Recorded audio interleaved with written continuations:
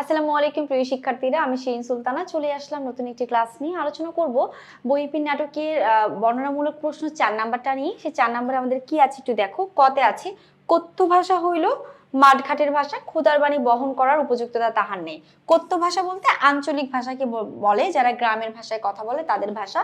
তো বহিঃপিণ্ড এখানে বইয়ের ভাষায় কথা বলে। বইয়ের ভাষাটা হচ্ছে প্রমিত ভাষা, যে ভাষা সবাই বোঝে।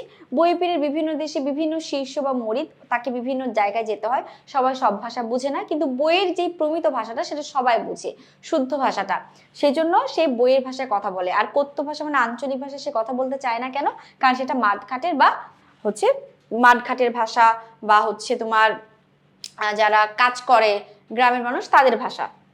এখন যদি আমরা ক নাম্বারটা ব্যাখ্যা করি, বহিঃপিণ্ড সবসময় বইয়ের ভাষায় কথা বলে, কথ্য ভাষা বাদ দিয়ে বইয়ের ভাষাকে বেছে নেওয়ার কারণ বোঝাতে বহিঃপিণ্ড প্রশ্নোক্তিটি করেছেন।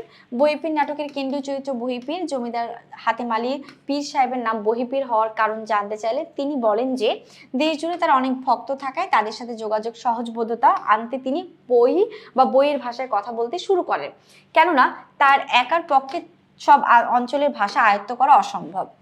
আবার তার কথ্য ভাষা বিভিন্ন অঞ্চলের ভক্তদের কাছে সহজে বোধগম্য হয় না।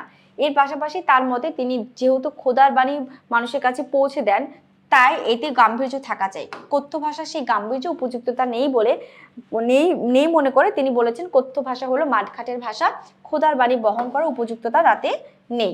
অর্থাৎ ধর্মীয় বক্তব্যে ভাব গাম্ভীর্য বজায় রাখতে বইয়ের ভাষায় কথা বলেন, সাধারণত কথ্য ভাষায় কথা বলেন না। এই বিষয়টি বোঝাতেই আলোচনা করা হয়েছে।